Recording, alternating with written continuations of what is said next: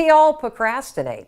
We avoid the things that we know that we need to do, and then we spend the rest of the day beating ourselves up. It's amazing. Actually, it sucks, doesn't it? So how do you stop procrastinating? Oh, simple. Just nail yourself to a chair. That's what you do. You tell yourself no booze until you get it done. That works. No, it doesn't. The reason why these things don't work is because most of us don't even understand what procrastination is. I know I certainly didn't. The reason why you procrastinate is not why you think. Procrastination has nothing to do with work. Procrastination is a stress reliever. That's right.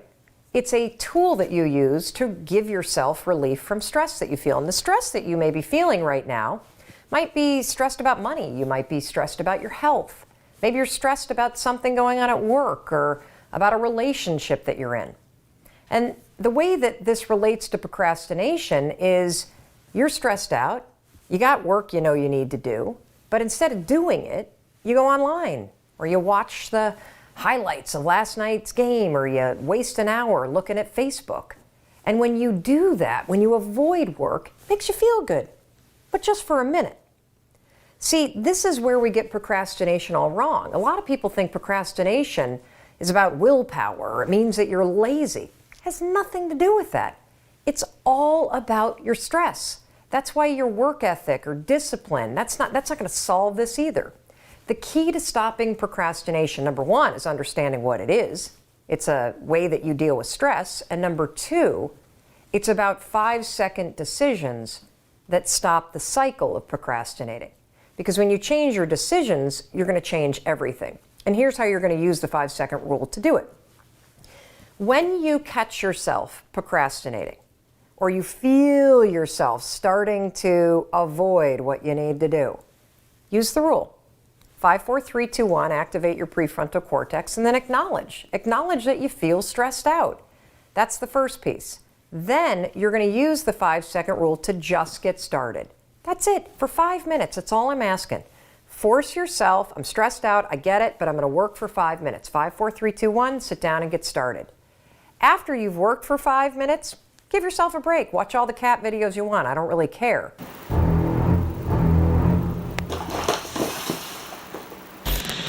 The point here is that this is a way that you can use the 5-second rule in combination with research about beating procrastination that puts you in control of your decisions.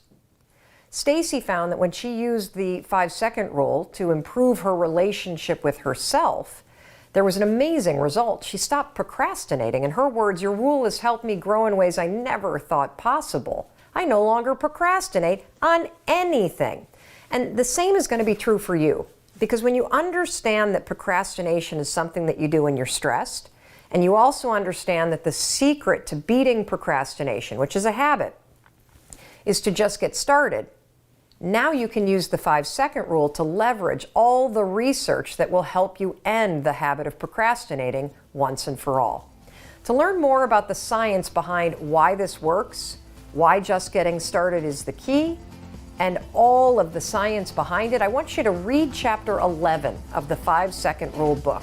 And it's available on Amazon, Barnes & Noble, and at your local bookstore. I cannot wait to bring on fitness coach Peter, who is losing his motivation over in Ireland. So let's see what he has to say right now. Hello there, Mel, team, and the phenomenal community. I'll stay connected. My name is Peter, and I'm dialing in from the Republic of Ireland.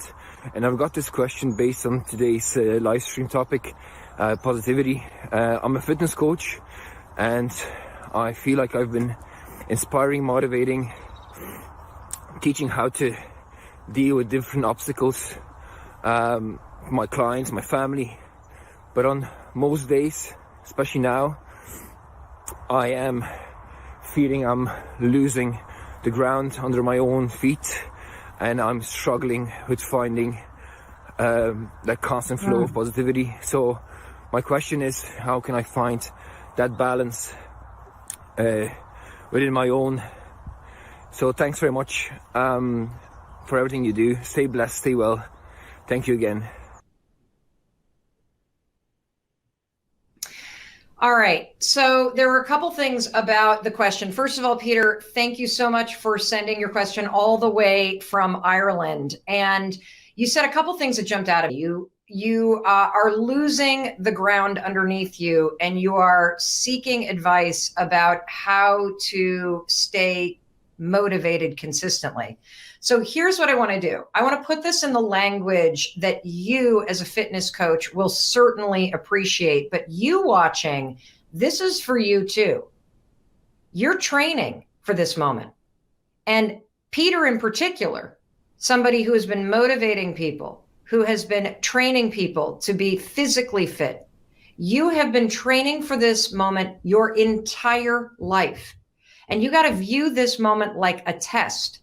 And what is the test testing? It's testing who you are. That's part of the race right now, how you show up for it, right? It's not a matter of how you finish it. It's how you show up for it and what you do while you're running it, the kind of racer that you are. And look, I get it. This is a very difficult race that we're all running because we don't know where the finish line is. And it is very, very hard to stay motivated, which is the advice that you're seeking, Peter, when you don't even know when this damn thing is ending. This is the part of the race. I've run 4 marathons. Don't everybody gasp. I mean, it was nothing to brag about. I mean, I finished them, which is something to brag about, but it's not like I won the damn thing. But this is the point in time when you're running a race, when you said you're losing ground. What that means is you're starting to slow down. You feel your legs getting heavier. You feel your breath getting a little bit more shallow. You start to wonder, oh shit, why did I sign up for this thing in the first place? You start to wonder if you are going to make it. And so here's what I'm going to tell you, Peter. When you are coaching your clients and your clients start to lose ground, when you are coaching your clients and your clients don't feel motivated and they feel tired and they feel like giving up and they don't want to do another set of burpees, what do you tell them? You tell them to dig deeper. You tell them to find the strength within them to keep going. You see, what you need right now is you need to start building the motivation of your mind, because motivation doesn't exist in your body. It comes from up here. And what I hear is that you now have an opportunity. This is what the test is, Peter, to train harder because you are capable of so much more. This is handing you a moment where you get to become an even stronger and more capable version of yourself. Now, does that mean that you're going to be motivated all day long, every single day that you wake up? No. But it means you've got to have the mental fitness right now to continue to get up, to show up, and to dig deeper when it comes to your mindset, when it comes to your attitude, when it comes to your just knowing that you are going to get through this. And so this moment, everybody, it's telling you who you are. It's telling you whether or not you're the kind of person that shows up to a challenge and you're pissed off, or you're sad, or you feel depressed, or you feel despair, or you feel all of these things that start to take you down the drain of negativity. And what I'm here to tell you is that you are built for this moment. You may not feel like it. You may feel sad. Those are all normal feelings. You may feel negative. It's very easy to do. You may start to feel a little bit of despair. That's going to come and go. But this is where the test of this race that we're currently running lies. When those feelings rise up and you start losing ground and you start feeling like you're not going to make it to the finish line and you start feeling unmotivated, can you dig deeper and remind yourself that you were built for this moment? Because one of the things that I know is that when the shit is hitting the fan, I guarantee you there are people in your life that are looking to you. There are people in your life, whether it's clients or colleagues or family members, that are looking to you right now. You know what that tells me? That you're the kind of person that people rely on. And now is the moment in time in the race that we're all running where you got to teach yourself to rely on yourself. How do you do that? How do you build the muscle of the mind? It's very simple. Very simple. I didn't say easy. I said simple. The steps are very simple.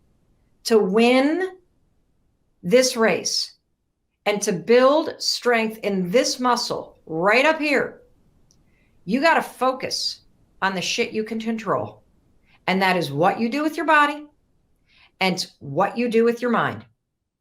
And the one thing that has made a huge difference in me, because you can see that I am showing up as a very different Mel Robbins than I've been the last couple of weeks. The last couple of weeks, I have been losing the race. I've been going up and down. I've been doing my best to stay positive, but I am now back in the race. I have now found my ground and found my footing. And it comes in focusing on what you can control. And you know what you can control? There's only one thing. It's what are you doing to make this day the best day that you can do? What are you doing to master this day today? Fuck tomorrow. Forget about next week. Forget about what's happening this summer. This is a race that will be won by those of you who are the ability to focus on today and making today amazing. And so you know what I did today? Today, I did something I haven't done since the beginning of this quarantine. I got up an hour earlier than I normally do. Why? Well, because I noticed that throughout my day, I was feeling behind. Throughout my day, even though I was waking up, even though I have a morning routine, even though I was getting stuff done, I felt, even though I was doing all those things, somehow behind. And I realized that in order to master my day, in order to be fully in control of what I'm going to do today, I got to make sure that when my ass hits this chair at 9 a.m. and my workday starts, I have fully taken control of everything that puts my body and my mind first. And when I was honest with myself about why I was losing ground and why I wasn't feeling motivated and why I was starting to feel my own energy cycle down, it was because I was not taking the time in the morning to give myself the mental prep and training and the physical prep and training so that I could make this day, today, April 14th, with everything that I got. And so that's what you need to do. And that's what, Peter, you need to do too over there in Ireland. You need to remind yourself of who you are. You are a person who has been training for this moment your entire life. This is a race where you do not see the finish line, which means you have got to focus on today.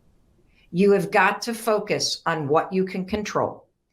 And the only thing we can control is what our body is doing today and what we allow our minds to focus on. So the second your mind starts to go down that drain of, oh my God, what's going to happen? And this fall, and when's it going to end? And blah, blah, blah, do. And you feel yourself losing motivation and losing ground. We are done mourning this situation. We are done feeling sad about this situation. How about we give ourselves a collective bitch slap? We dig a little bit deeper and we show up for this situation. What else are you going to do? Feel sorry for yourself, lick your wounds? It's so much better when you decide to dig deep and you decide to show up. That's what I'm going to do. Some days it's going to be harder than others, but that's the whole point of getting stronger. Reminding yourself that you are capable of so much more. And all of the emotions that you're feeling and all of the excuses that you're feeling, it's all normal, but it's a choice as to whether or not you listen to them. So, Peter, keep me posted on how you're doing. And for you watching this, I hope that this gives you the kick in the ass that you need to shake that negativity loose and to rise to this moment and start working on the things that you can control, your mind and your body. And in case nobody else tells you today, I'm going to tell you, I love you. I believe in you. I don't care how tired you are. I don't care how sad you are. I don't care how overwhelmed you are. Get your shit together, because this is the new reality. And you can make today a better day by focusing on what you can control. And I'm going to be here every day, annoying, as positive as I can be, to push you to remember that. And if you're wondering, how the hell do I get on this and get this motivation from Mel and ask her a question and get the tough love that I need and seize the opportunity in this moment, just text your question. See the phone number below? That is our texting community. Get yourself on it. Ask a question. When you text it, there will be something that comes back to you. You got to reply in order to opt in. Ask the question. That way my team can reach out to you. You could find yourself on a future video. How about that? All right. You go have a great day and dig a little deeper today. Like if I were to ask you, Peter, hey, Peter, I was bankrupt and I was fighting with my husband all the time and drinking too much. How could I change my life? What would you tell me to do? Yeah. Say, look for a job, Mel. Stop being a bitch to Chris. And you might want to consider sobering up. The answers are easy. It's the actions that are hard. Instead of being addicted to information, which to me is a form of self-doubt. Mm-hmm. If you need a credential because legally you can't own a nail salon without the license, get the credential. If you're getting a credential because you're scared shitless about selling yourself, it's time to start selling. Because the credential is not going to solve the self-doubt. The only thing that solves self-doubt is action. It's really that simple. And the other thing that we fixate on is you fixate on the big stuff. You got to start with the little stuff. You know, they did this massive research project at the Harvard Business School where they basically asked what makes people feel satisfied or successful with their work. And after this monster study, they came down to one factor. Are you making progress every day on something that's important to you? You see, a mistake that we make is that we wait to feel ready to do something. So we have all this pent up energy and then we make a burst and we make 10 phone calls. Oh my God, oh my God, oh my God. I'm like motivated. This is freaking amazing. And then all of a sudden you're like, whoo, I'm done. Oh, and then you don't do it for a week. You are so much better off making one important phone call a day. So much better off because you're seeing yourself make progress on something every single day. And you're also not relying on these bouts of feeling motivated, which come and go like the breeze. How do I avoid busy action and only apply that to the right actions? She's just not sure what actions to take. And I'm sure you've been there as I have. What do you tell her? Well, so first of all, I think any action that you take is a good one, even if it's busy, right? So 5, 4, 3, 2, 1, get moving, stop thinking, do what you need to do. When you notice that you're just focused on the busy stuff, and your wisdom, your instincts are telling you you're avoiding the big thing, that's a moment of power.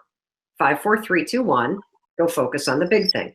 The other thing that's going to help her is if every morning you, in those 20 minutes that you find for yourself before you look at the phone and you plan your day, come up with your priority for the day that matters to you, like some project you're working on, something related to your business, and then identify the one thing that you're going to do that scares you today to drive the business forward. That's it. If you were to just do one thing a day that's outside your comfort zone with your business, you'll be shocked at where your business is 6 months from now. Just one. I'm not asking for big shit here. I'm asking for one thing. And do it even though you don't feel like it. So you didn't always know exactly what action to take. You were just taking action and adapting and adjusting along the way. No, I feel like there are some people in life that I think are like gifted with OCD or like on the spectrum Aspergery that are super like focused and they know exactly what they want and they can just march right towards it and that's how they go. I'm not like that. I have to stumble into things. So what happens for me is my instincts tell me something. And then I go and take action to do it. And then as I'm doing it, I gather all this data that tells me I hate, oh, what the heck? Hold on, this is CNN. We got to decline that. Tell them goodbye. Data that informs me. I'm going to give you an example, okay? So I had tremendous success in the speaking business. I went from zero, never had been paid for a speech, to literally the most booked woman in the world in 3 years flat. Crazy. And there's a number of reasons why. Number one, the content's terrific. I'm also a really good public speaker. There's not a lot of women on the circuit, but more importantly, I behave in a way because I know that the number one asset in business is make the people you're dealing with know that they matter. Take care of everybody you deal with, everybody. The event planners, the speaking bureaus, everybody has something that they're worried about. You get rid of the worry, you make them feel like they're important. Everybody wants to be around you. Because at the end of the day, we all want to know that we matter. So if you do business with people that make you feel good, you want to do more business with them. And so it's a really, really simple thing. I call it, my philosophy about human beings is just be a fan. Just cheer for everybody. There's so much success to go around. People have really difficult lives. They make things really hard for themselves. Make their life easy. Make them feel great. Give them a hug, smile, compliment them. Be generous. Don't be a pain in the ass. Like literally, it's that simple. So I explode. Now here's the thing. I thought when I started the speaking business that it would be really amazing to just for the rest of my life be a speaker. Here's what I discovered. There are so many aspects of running a speaking business at this level that deplete the hell out of me. I hate being alone. I hate traveling that much. I really don't like the fact that when I get off the stage, I don't have contact with the audience anymore. What energizes me is conversations like this. What energizes me is hearing from people, connecting with them, the ongoing stuff. And so a year ago, I made a decision, I got to shift the business. Now, it's already a really successful business, and you watching this, your business may be wildly successful too. Let me ask you a question. What aspects of your business energize you? And what aspects deplete you? There's an enormous business opportunity for you right now to simply align your business with the things that energize you more. So for me, that meant, how do I take this significant revenue and duplicate it, but not get on a plane? How do I reach people with these ideas and inspire them without having to be away from my family? How do I have an ongoing connection? Because those are the things that energize me. And so I made a huge pivot. We cut the number of speeches in half and we launched an online course business. We are now in the audio products business. And so that, because it energizes me, because I have an ongoing connection with people. Other than talking to you, which is fucking awesome, hearing from everybody, what they got out of this, seeing your photographs of you with the phone and 5, 4, 3, 2, 1, and then getting the post that you actually closed a big deal. That is so cool because I see that you're changing. That is what is amazing. Now, here's the other thing, guys. 5 years from now, it may deplete the hell out of me to do online courses. Something else, live events, might energize me. So I will make that pivot. So when I said in the very beginning, Peter, there's only one you, and you've got this whole casserole of experiences and interesting wisdom, that depleted versus energized data is that wisdom. Use it to your advantage in business. If you freaking hate selling, hire somebody to do it for you. Pay attention to what your instincts are telling you. I'm not great at managing people.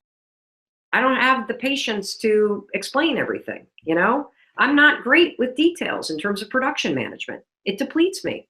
So don't do it.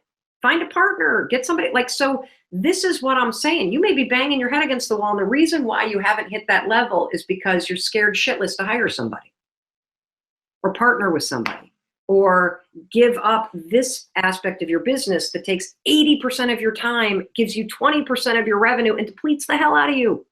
Stop being stupid. Do the stuff that feels good. That's easy. That doesn't mean you won't have toilet days. That doesn't mean you don't have to do stuff like empty the trash or do the annoying things. We all have to. But align your business with the things that naturally energize you, and you will explode your income. I'm going to show you the specific way that you can use the 5-second rule to increase your productivity. Now, first, let's talk a little bit about productivity as a concept. Productivity is not about blasting through your to-do list and doing more. It's actually about doing less. Productivity is the ability to make progress on the things that matter to you.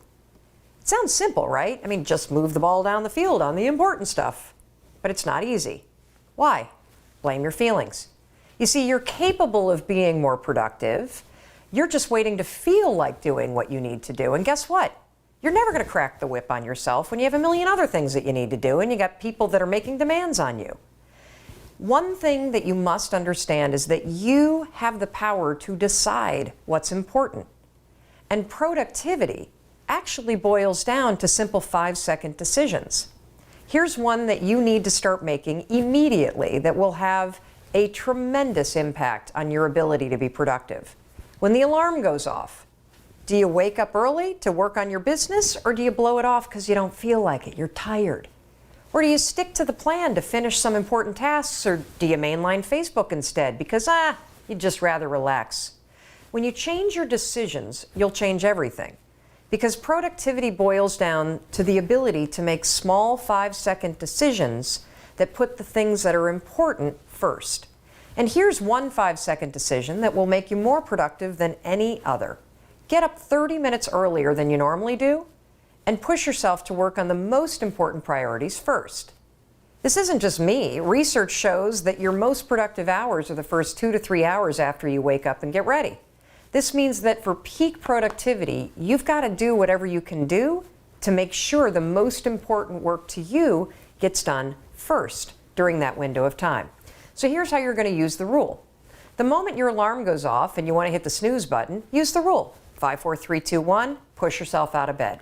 Then use the rule again. 5, 4, 3, 2, 1. Sit down and get working on the things that matter to you instead of checking your phone, instead of letting your day get hijacked. You see, the moment you feel yourself wanting to give in to distraction, you're going to use the rule again. 5, 4, 3, 2, 1. Do assert control and get back on task to the things that matter to you. It doesn't really matter how busy you are. We're all busy. If you really care, you'll find the time.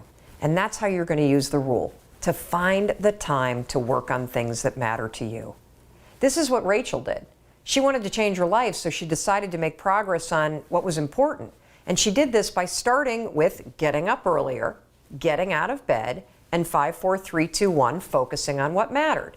And as you can see, that small 5-second decision, getting up 30 minutes earlier, started a chain of events that changed her entire life. She lost 30 pounds, she bought her first home, and she reinvigorated her marriage. Why? The reason why is because she learned how to beat the feelings and excuses that stopped her, and she found the time to work on things that matter. That is the definition of productivity. Getting the important stuff done only works when you push yourself to do it. And when you push yourself, 5-second decision, to wake up earlier and start your day off right, you will be shocked by what changes it ignites. This is just the tip of the iceberg when it comes to productivity. There are tons of strategies that I discuss that are based in research in Chapter 10 of the 5-Second Rule book, and how you can use all of this research in combination with the 5-second rule to not only become more productive, but to end procrastinating forever, to regain your focus whenever you get distracted, and lots of other things that are going to help you improve your quality of work and also your life.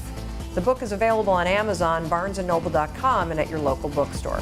Okay, how many procrastinators are in the room? Raise your hand. And everybody else is just procrastinating on raising their hand.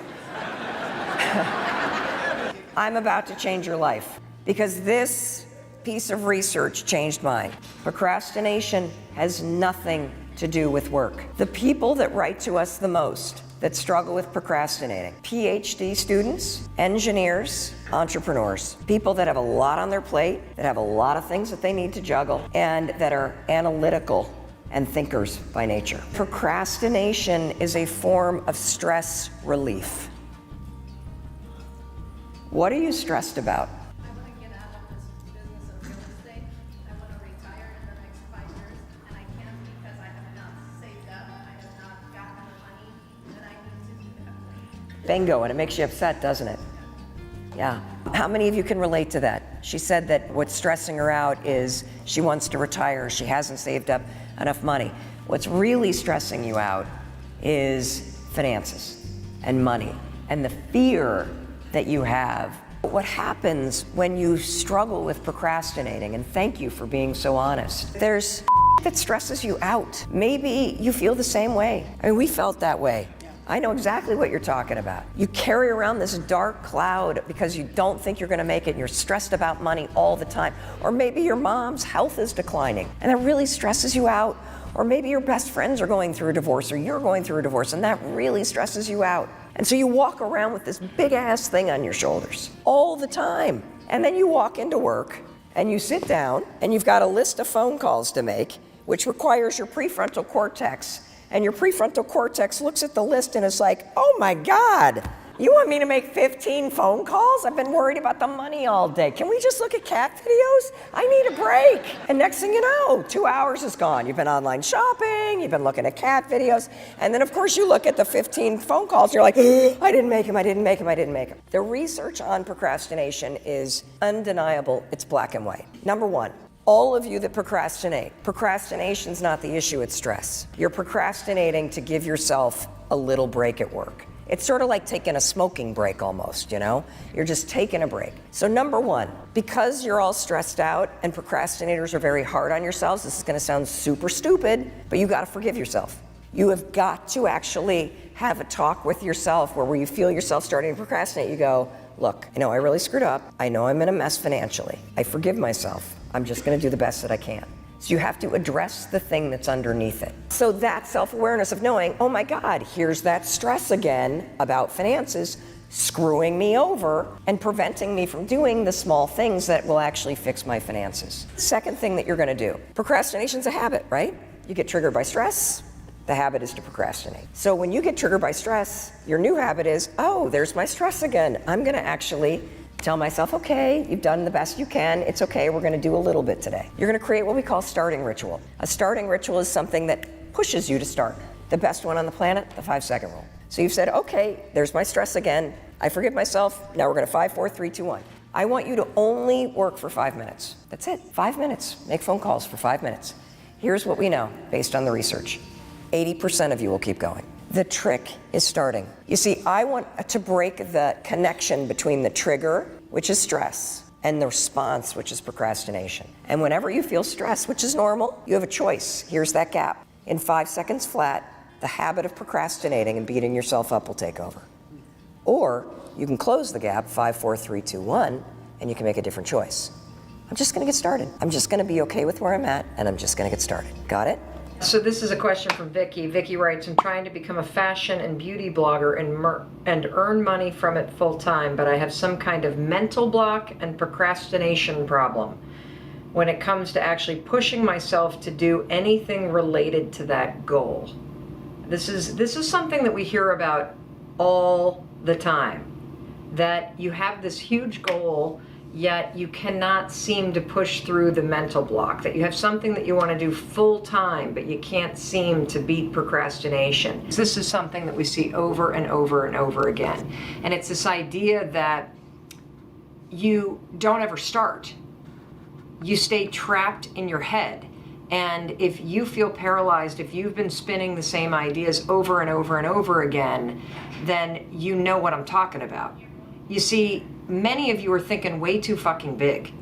You're attaching way too much pressure on the things that you're interested in. Until you start blogging about fashion, you won't even know if you like it. So thinking that you have a dream about doing it and thinking that you have this grand plan that you're gonna do it full time, it is a complete and utter waste of your time to be dreaming that big. And let me tell you why.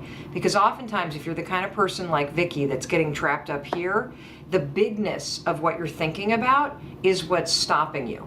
What I want you to do if you're in Vicky's situation is I want you to stop dreaming and I want you to just start doing small things. I want you to go back to curiosity and less into crushing your big goals. The thing about life and business and success is that you have to be willing to start. And for people that procrastinate, starting is the hardest part. For people that worry, for people that think too big, starting is the hardest part. Folks that study procrastination talk about the fact that the only way to beat procrastination is to create what they call a starting ritual, which is a way to push yourself to get started. Because all the research shows that if we can push you to get started on something, you'll likely keep going. So, Vicky, the only way to get out of the mental trap is to stop fucking thinking and actually start doing it. And maybe thinking that this is going to be your full-time employment That's the wrong way to go about it. I want you to literally just commit to writing some sort of blog about fashion every day for a fucking week. That's it.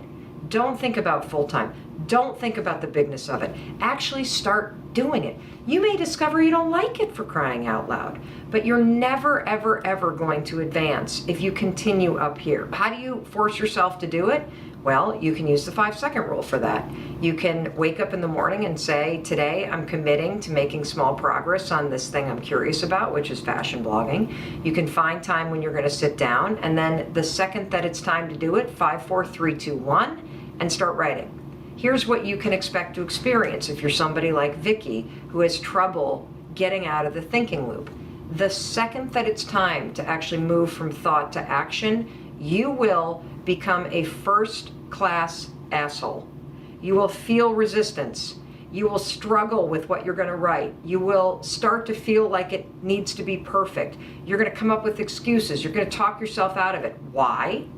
Well, because you're used to thinking, and now you're asking yourself to do. Why am I explaining what you should expect? The reason why I'm explaining what you should expect is because it's normal to feel those things. It's normal to feel scared. It's normal to feel like you don't want to do it. It's normal to think about doing it perfect. Letting those things stop you is a choice. So, let me recap. You're the kind of person like Vicky that's got all these big ass dreams, but you can't get out of your thinking loops. You can't stop procrastinating. You can't stop thinking about it. You get overwhelmed, and so you do nothing. The only solution is micro action. That's it. I don't want to hear shit about your big goals. In fact, for everybody out there, I don't want to hear shit about your dreams and your goals until you're actually taking the actions every day for a couple weeks straight.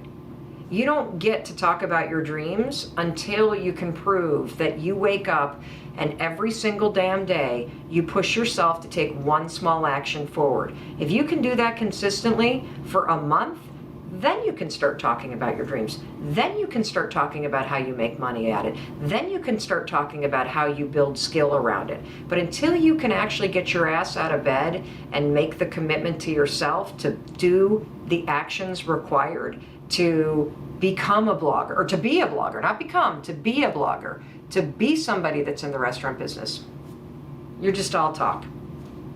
That's all I got to say on this. Thank you for having me. And you, I think of probably anybody on the planet will get what I'm about to say in your bones, because you understand the profound impact that the 5-second rule as a starting ritual has had on millions of people's lives, helping them move from thinking to doing. And even sitting here, Jim, with you, which it's just an honor being such a fan of your work too, to be here with you, even sitting here knowing the impact that the 5-second rule has had on millions of people's lives. Yeah. I'm going to tell you something. What's that? The high five habit is an even bigger deal with more profound change. And I can't wait to unpack it, but I'll tell you personally, I used the 5-second rule to turn my life around, to go from being bankrupt to being extraordinarily successful, to changing every habit I have, to improving my marriage. It got me into action. But I'll tell you what it never did. It never silenced the critic in my head that I lived with.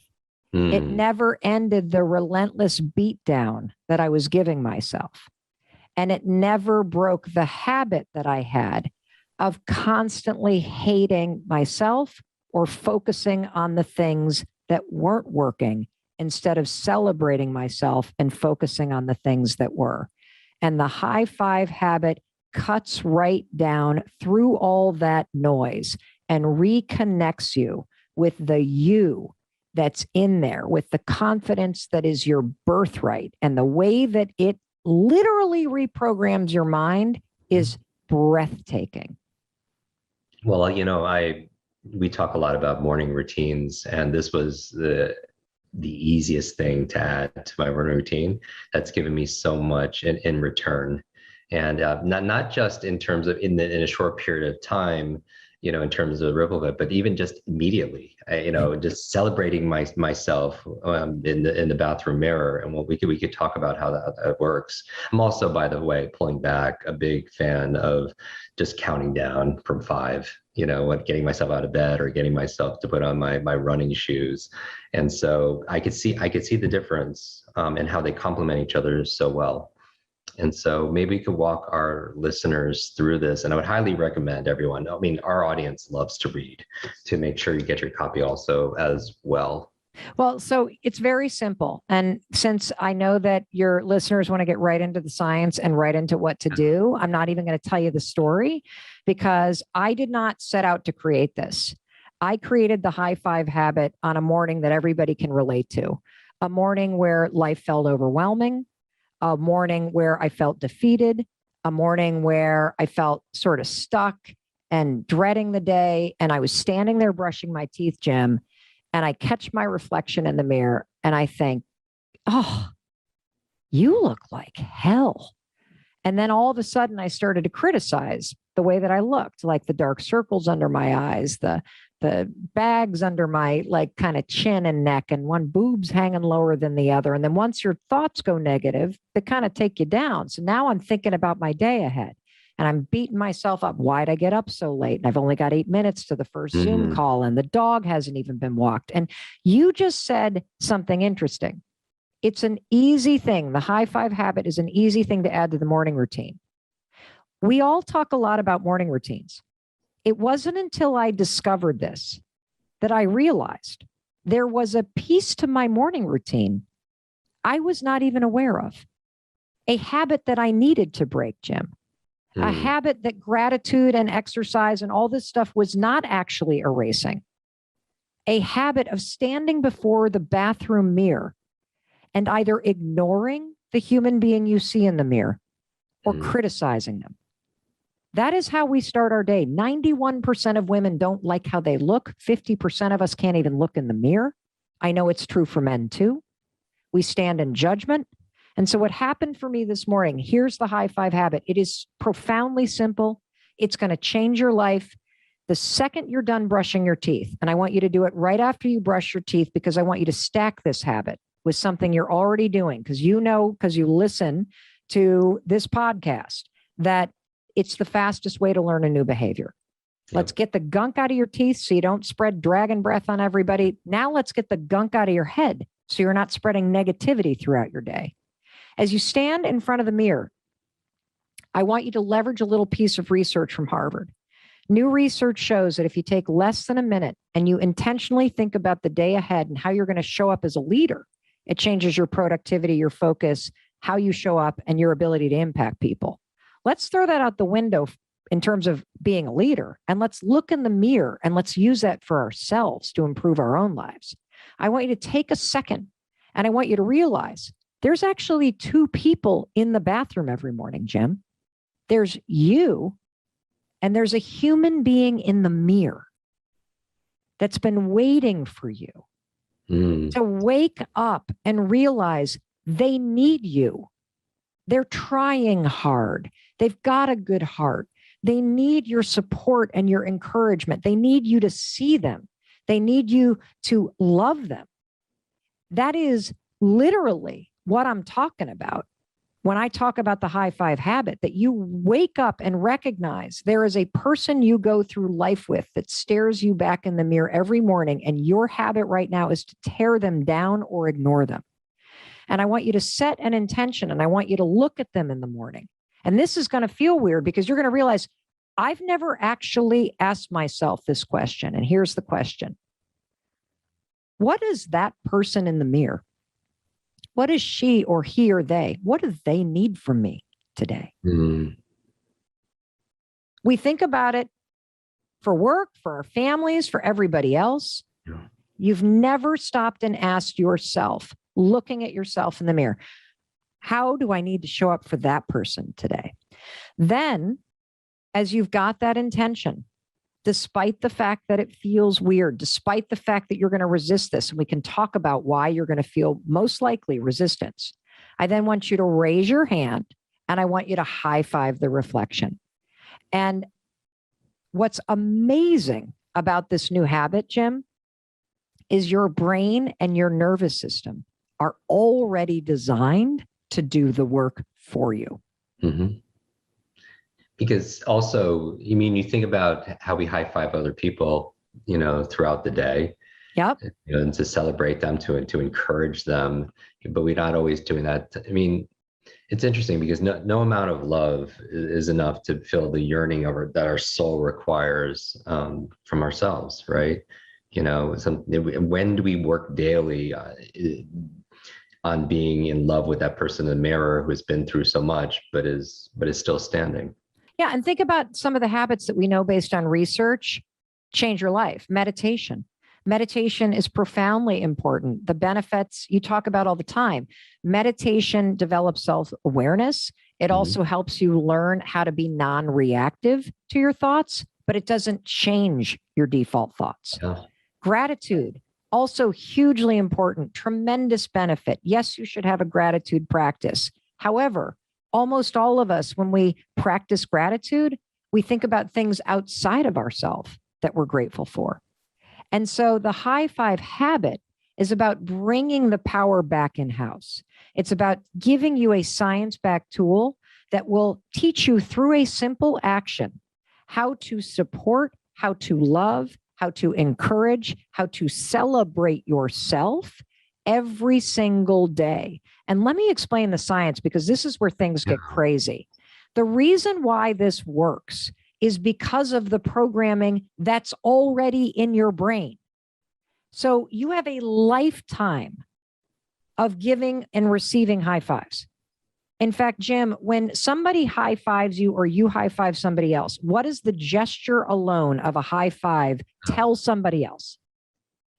That they are extraordinary, they are amazing, congratulations, you know, you're winning, you know. Exactly. You don't ever high five somebody and say, I hate you. You always high five and are like, I love you. We got this. No problem. Go get them. You're going to win. Even if somebody just blew it, you high five them and it's like, shake it off. Come on. I still believe in you. Let's go. And so all of that programming is right here in the interior of your brain. It's in your basal ganglia. It is in your subconscious. It is sitting there and it is married to the action of high fiving. So what happens is when you stand there, you set this intention, you're with yourself, you see yourself, you feel the resistance, you ignore the resistance, you go to high five yourself. Your brain's like, oh, I know what this gesture means. It activates the subconscious programming. It silences the critic and the beatdown. You can't think anything but positive thoughts.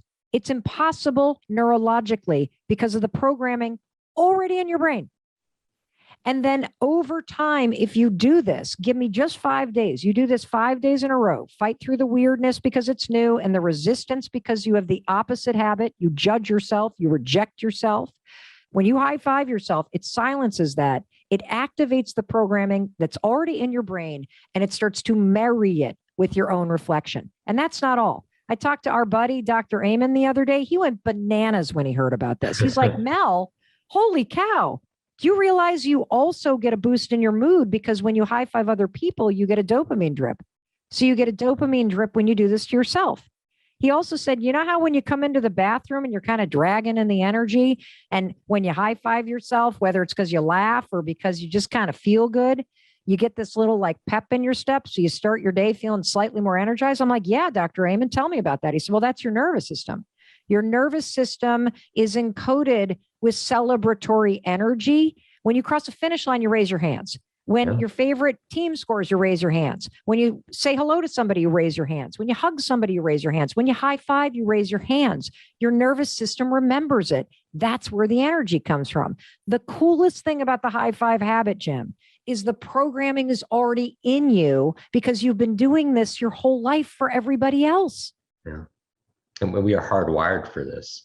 Hardwired. In fact, when you were born, DNA in your DNA was celebration and joy. Little kids, when you see them in front of a mirror, they don't step back and go, my thighs are fat. Man, I'm a loser. They don't do that. They spin, they high five the mirror, they kiss the mirror, they love themselves. This is your birthright. It was your life experience that taught you to judge and reject yourself. And I'm here to tell you this simple habit of standing before the mirror and raising your hand and high-fiving yourself like you so willingly do for everybody else. Yeah. You don't have to say a thing. You can have resistance. You can feel that it's weird. You can literally reject it in your mind as you start to do it, and you will experience massive transformation as you complete the gesture because your mind is wired for this. You know, my husband, Jim, a lot of people know the story because it was his restaurant business failing that rocketed us into this personal crisis. And that's when I invented the 5-second rule. Well, his best friend and he worked at that restaurant business for 7 years.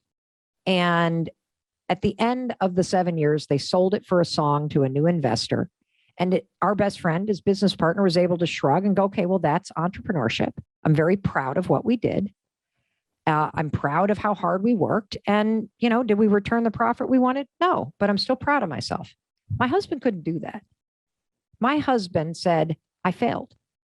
Do you know for 7 years, he has looked in the mirror every morning, Jim, like so many of us do, and dragged his past in there and said, because this thing in my past, I am a failure. I am unworthy. I am unlovable. When I first started this high five thing in April of 2020 to pick myself up after getting fired from my dream job as a talk show host and in the throes of the pandemic and my kids in crisis and the world in crisis and just feeling overwhelmed, Chris couldn't do it. And the reason why he couldn't do it is the reason why everybody's resistant to doing it. It's because he was dragging all of that judgment and everything from his past into the bathroom every morning. And he was saying, because of that experience, I don't see a human being that's worthy of celebration. So if you've experienced trauma or abuse or discrimination, or you've been abandoned, or, you know, you're a human being and you've done things you've regretted, or you wish you could change and you'd forgive Jim or me for it, but you stand in judgment of yourself, you will resist this because right now you see a human being who doesn't deserve celebration. If you're like Jim and I, and you are very much achievement driven, you may realize as you resist this, that you don't celebrate yourself unless you've done something, unless you've worked out, unless you've got the money in the bank, unless you're driving the Range Rover, unless you fix that thing. And what I'm here to tell you is we got it all opposite, Jim. Yeah. You see, we've been withholding the very support and celebration that we need in order to feel inspired, encouraged, and motivated to take the actions that change our life. Okay. I have to confess something to you. I am procrastinating right now. I'm stressed out. I'm overwhelmed. My manuscript is due in a matter of 24 hours or so. And look, I'm even losing my train of thought in this video. And instead of working on the manuscript, I've become a passenger to my stress, and my stress has triggered me to take on a project. See this fridge? It would be empty. It has no shelves remaining in it because I thought the day before my manuscript is due, maybe you should spend a couple hours pulling the refrigerator apart, take everything out, put it on the counters. Why not hand wash all of the shelves there for the fridge? Because, you know, that's going to help you with the manuscript. Oh, and the piece of glass, that's going to help you with the manuscript that is right here that needs your editing, Mel. Oh my God.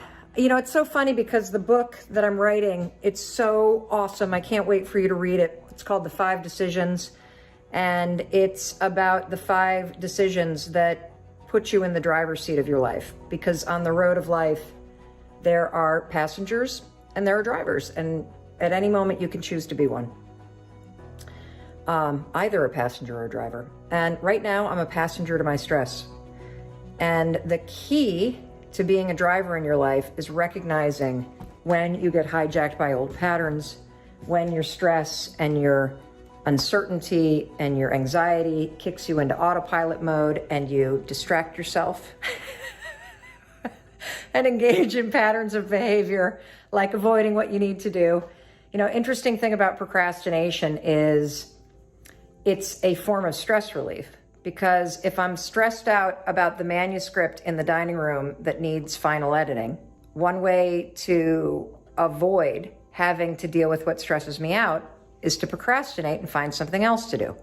Find something that lets your brain take a break from the thing that's hard, the manuscript that I need to be editing right now, and give your brain a break and relax by doing something like emptying out your entire fridge, washing all the stuff in the sink. So what do you do when you realize you've become a passenger to your stress? How do you get back in the driver's seat? Well, number one, you got to recognize what you're doing. Number two, don't make yourself wrong. You're human. You're going to go back and forth between being a passenger and a driver all the time. Number three, the second you realize that you've just been hijacked, you have a choice. You can continue to clean out the fridge. Oh, look, I haven't taken the trash out either. Oh, and isn't that nice? My ADD is on fire today. Number three, you've got a choice. You can continue to procrastinate. Choose it, enjoy it. Or you can interrupt the fact that you're being carried away by it. And you can 5, 4, 3, 2, 1. I'm going to quickly put all this crap back in the fridge. And I'm going to get back to the thing that I've been avoiding. Because the longer I avoid this, the more stressed out I'm going to feel. Anyway, I got a manuscript to edit. So let's talk a little bit about procrastination. Who in here struggles with procrastination? Yeah, and the rest of you that aren't raising your hand are just procrastinating on doing it, aren't you? I know. You see, I always thought procrastination had to do with the thing I was procrastinating around, right? Like that procrastination has something to do with work. Believe it or not, procrastination has nothing to do with your work. Procrastination is a form of stress relief. Let me explain this. So let's say that you've got some stuff going on in your life, and heck, who doesn't have stuff going on in your life? Maybe you're fighting with your significant other. Maybe mom's or dad's health is failing and it's really, really upsetting you. Maybe you've got some financial stuff. You put too much of your savings into Bitcoin, and now that that's crashed, you're stressed out about it, right?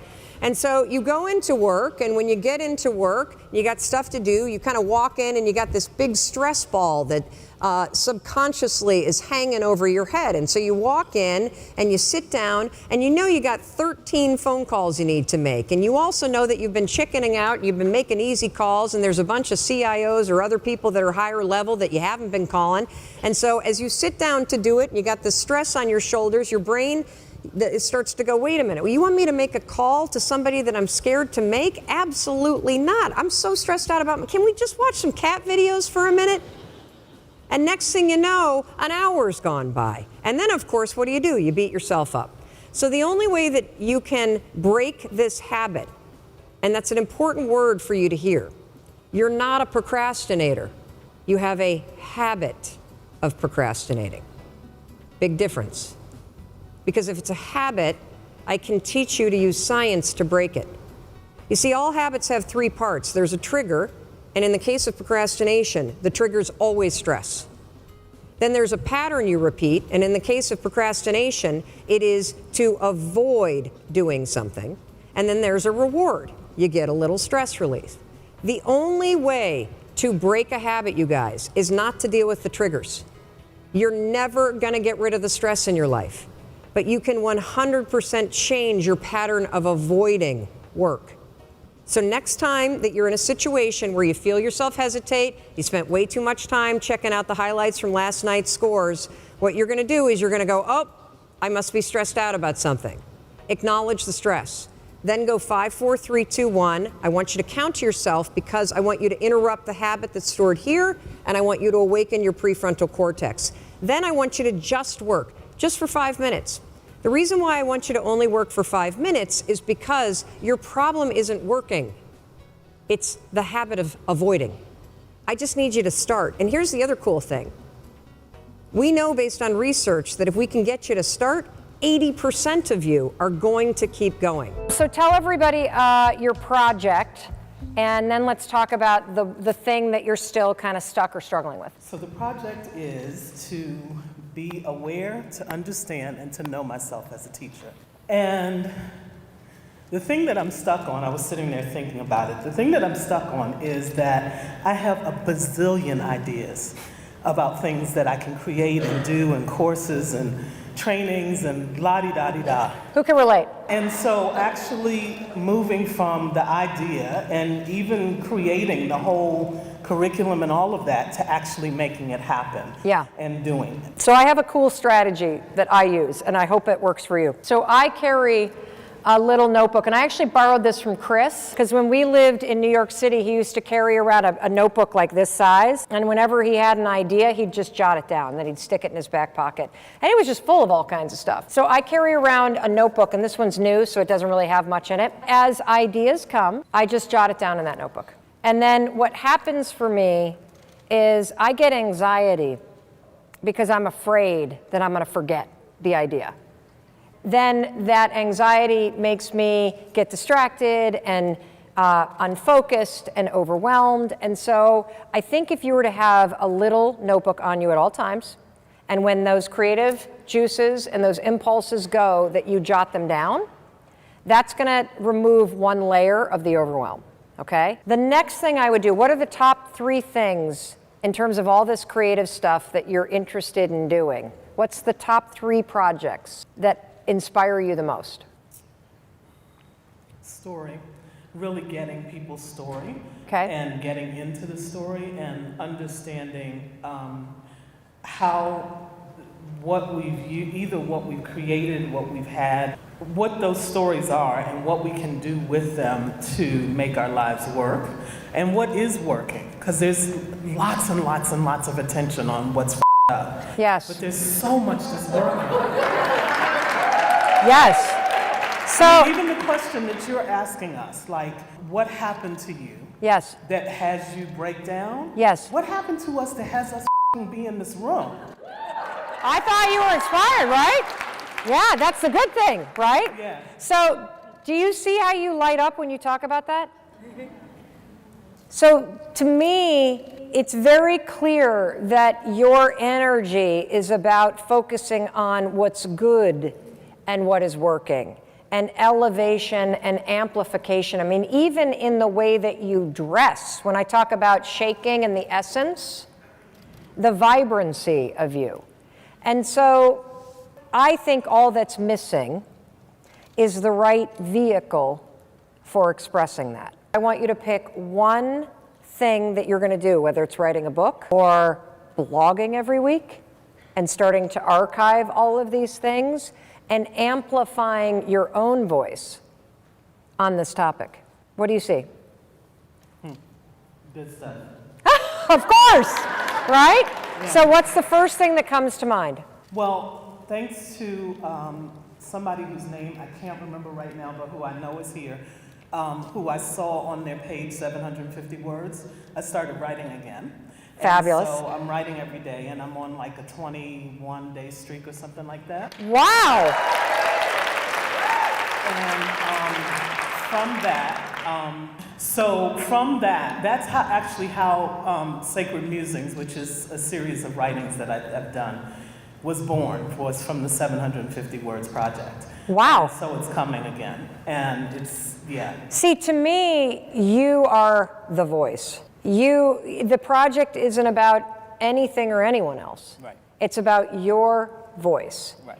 And so I also want you to consider that as long as you are doing something to express your voice in some small way every day, that is the path. And all of the other stuff, you're getting distracted by the how and the what it looks like. And I want you to join me in that journey of embracing that you're actually an artist and you're a writer and you are somebody that's out in the world expressing your ideas in a multitude of ways.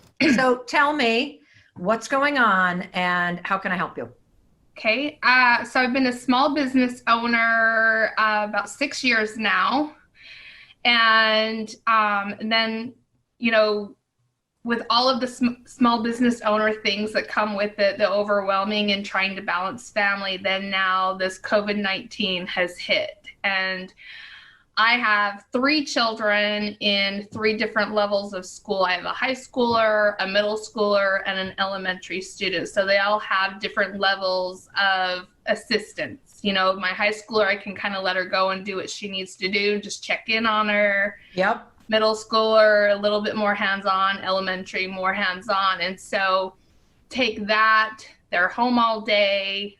Small business is, thankfully, we haven't been hit with this COVID What is your thing. small business? I'm sitting here. Let's give a shout out to your small business and tell me what it is. So it is, we do medical billing and coding and collections for laboratories. So Okay. some of my clients are doing the COVID testing. And so thankfully billing is really up. We're very, very busy. I'm thankful for that.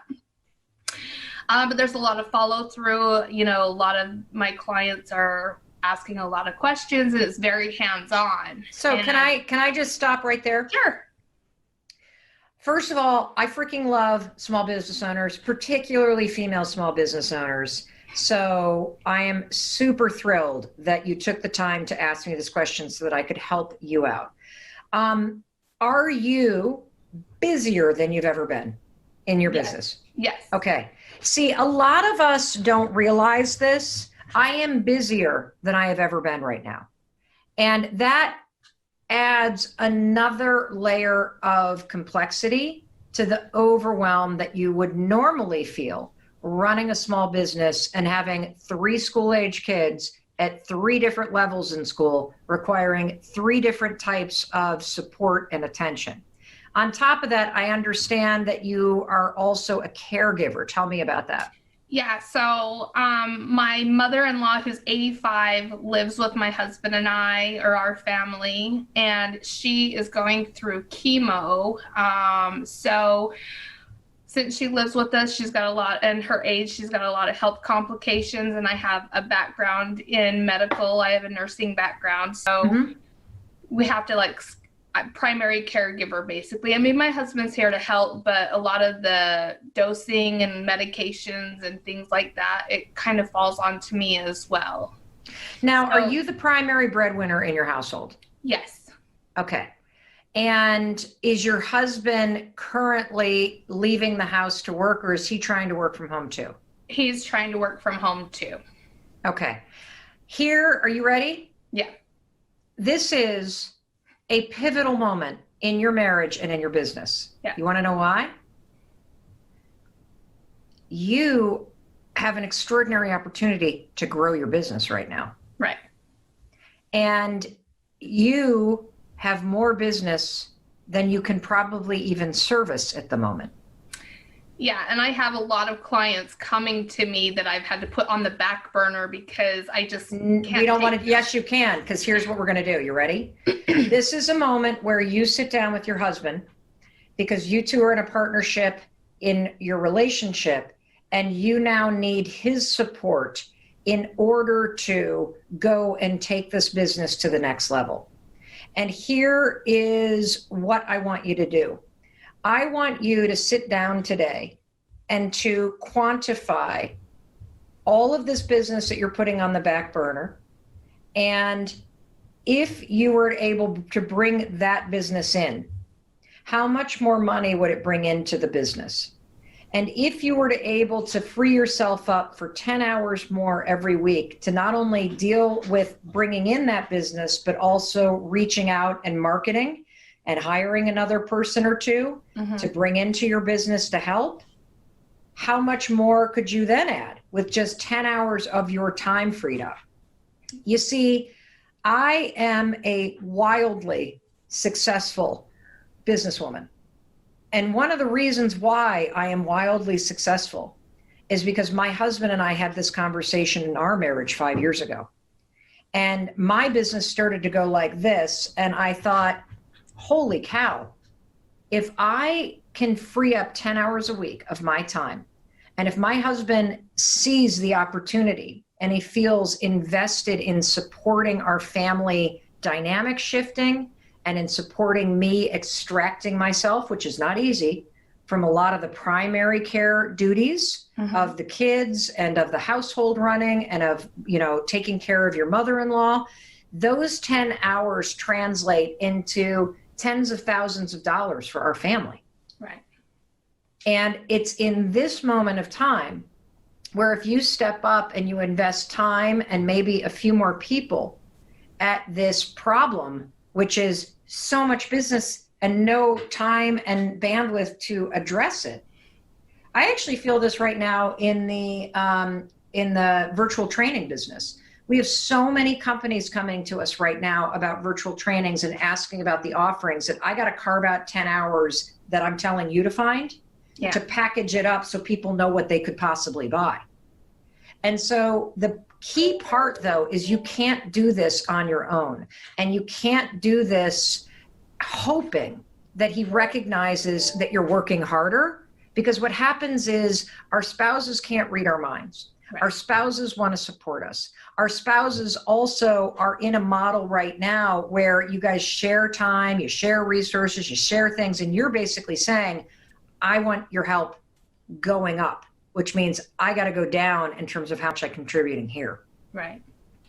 And getting him on board is critical because of two reasons. Number one, you need 10 hours a week. How much extra money do you think you could make if you got 10 hours back every week? Oh, I could probably do 10 times the amount of income. 10 times? Yeah. Holy shit. Yeah. Right now, I mean, I literally, and so a lot of it is I consult with a lot of my clients and then we onboard them to do their billing. But a lot of the consulting is where I just don't have time. And part of my question is I try to compartmentalize my day. Like, okay, from here, from 8 in the morning to 2 p.m. I'm working. And then from 2 to 5, I'm helping my kids. And then 5 to 10, I'm going back to work. So, and I'm not able to do it all. I'm not able to consult with them. And I just keep telling them, give me a few more weeks. Correct. No, here's what you're going to do. You're going to go to your husband and say exactly what you said to me. I have a chance to 10x my business. And that means we have a chance to 10x what happens for our family. Right. And here's what I need for you specifically. From 2 to 5, you've got to be with the kids. Because I need to be on the phone with clients, and I need to also start to, if it means freelancers or however you scale the business, and I would recommend freelancers because, this is a moment in time, but I think this type of billing is going to happen for a long time. Right. And the expertise that you're gaining is going to make your consulting price go up, up, up. But you need to enroll him in taking the 2 to 5. Okay. That's what has to happen. The second thing the two of you need to do is on Sunday nights, make sure that you preview the whole week. Okay. So that if there is a particular conference call that is important, or if your mom needs to go somewhere for chemo, that you've figured out how to cover each other. Okay. And you've talked about it in advance, because what ends up happening too, especially because your attention is going to start to go like this in your business, because this is a huge moment of potential growth for you. Right. And your family deserves to have that happen. You deserve to have that happen. Your attention is going to really get pulled into this business. So to minimize the sniping that happens between spouses and the resentment that starts to get built up, both from him, because he's now suddenly feeling like he's getting pulled in every direction, something that women have felt forever. But again, I'm just speaking from my own experience in my own marriage. Yeah. That it's one thing to say, yeah, I'll help. It's the other thing to be pulling yourself away from work at 2 o'clock and dealing with the kids. And the reason why you need his buy-in is because it helps with that resentment that starts to build quietly between spouses. Talking on Sunday nights and previewing it allows him to be heard and allows him to request what he needs in case something's important coming up for work. Okay. And it allows the two of you to handle logistics and stay aligned instead of barking about it during the week. But I got a conference call, but you said you were doing this, but oh, it's Wednesday? I thought today was Tuesday. Do you see what I'm saying? Yeah. What concerns do you have? I think that was the main thing is I feel like I have so much writing and I just don't, if I was compartmentalizing it, things like that. I do talk to my husband and say, look, I need to get on this conference call, and my office is here at my house. And so it's like, I need you to keep the kids away. I need you to keep them outside. I don't need the kids running in here because, they often do that. Well, one thing I want to tell you, nobody's going to penalize you in this moment of time if they hear kids in the background. Yeah. That's number one. Number two, I also enroll my kids. So I did a huge 2-hour training for a massive pharmaceutical company on Friday for Novartis. And I told my family, I've got this amazing opportunity. You people need to be out of this house for those 2 hours. And they were. And the day before, I text everybody in our family group text and I say, hey guys, tomorrow is the thing. I'm working really hard. I just want to tell you, I appreciate you. You can do those kinds of things because then your kids feel like they're part of your success. Okay. So first get your husband on board. Then the two of you at family dinner say something really exciting is going on. Mom's business is exploding. And so I'm going to take the 2 to 5 shift. And you can be like, everybody, this is so cool. Thank you for your support. Thank you for putting up with me when I go you can't believe, the business is growing. Yeah. Do you know what this means for us? And so you enroll them in your success, which also helps. Now, does that take care of the shit that comes up? No, of course not. But it is through the acknowledgement and the constant little bits of communication about what you need. And what you need is you need a runway from 8 o'clock in the morning till 5 o'clock at night, because that's when your clients need you. Yep. And then you can tell your husband, hey, at 5 o'clock, I'll take over. No problem. And you can go back to work. Yeah. But that's how you're going to have to do it. Does that make sense? Yeah, it does. I love it. I'm so excited for you. Thank you. Yeah. Compartmentalizing doesn't work. Okay. When you have more work than you have time to do it in. So if you think about this is a vessel, right? And okay, let me see if I can do show and tell with Mel. Okay, so this vase is a vessel. This is a vessel. This is a vessel. Oh, here's another candle. This is a vessel.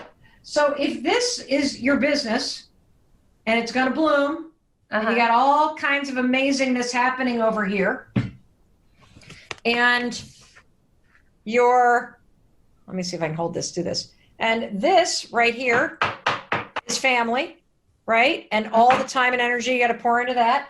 And this right here is your mother-in-law that needs you. This right here is you and me, because we get burnt out because we come last. See how it's got the burn ring around the top? You could pour all of your time into just this. And you still need to reserve a little bit for your family, for your mother-in-law, and for you. Yeah. And right now, this is your business and you're not pouring enough time into this. And at some point, when the growth levels out, your business and your family start to look a little bit more like the same size. Okay. But in order for this business to bloom, you got to pour more time here.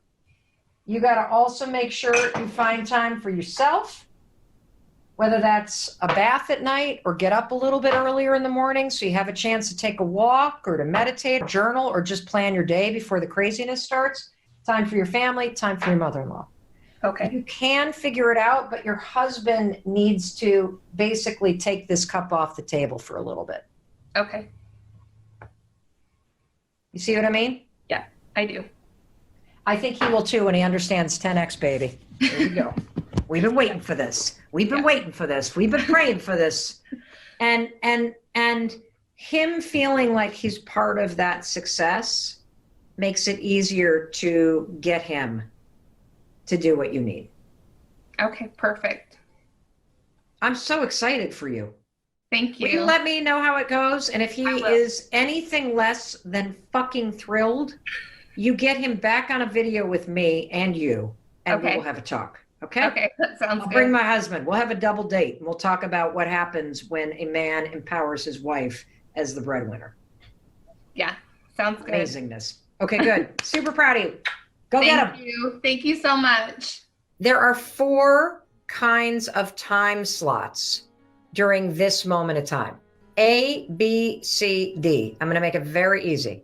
A is time slots that are all about the kids. This is where you got to just give up any expectation that anything other than being an amazing mom is going to happen. I know some days that sucks. The monotony can drive anybody crazy. It's the hardest and most important job on the planet. And this moment is temporary. So you got to look at your day and say, what are the A slots where it's all about the kids? Okay. Next are the B slots. That's busy work that you can do for your stay-at-home business. So busy work includes sending some emails. Busy work includes posting stuff on social media. Busy work is anything you can do for work while your kid is watching TV. C, the C time slot are chores. And this is something your kids can participate in. If you're still got, the 18-month-old in a baby Bjorn and you're wearing them, or you park them in the thing on the counter, your 5-year-old can help you with chores. It's going to take you 5 times longer, but that's okay. We're in a weird moment of time. We all got to have patience. Now let's talk about the D block. The D block is the most important block. You ready? Because this is the time that you need for dedicated work and dedicated me time. And so this is where you have conversations with your spouse about what you need. This is where the Zoom calls that can't be interrupted happen. This is where your 20 minutes of exercise so that you are taking care of your mental health and your focus happen. And this is where you carve out, even if it's just 15 minutes or a half an hour, time to do the deeper focused work that needs to get done in your home-based business. Does that make sense? Yeah. Excellent. Hey, it's Mel. Thank you so much for being here. If you enjoyed that video, by God, please subscribe, because I don't want you to miss a thing. Thank you so much for being here. We've got so much amazing stuff coming. Thank you so much for sending this stuff to your friends and your family. I love you. We create these videos for you. So make sure you subscribe. Mwah.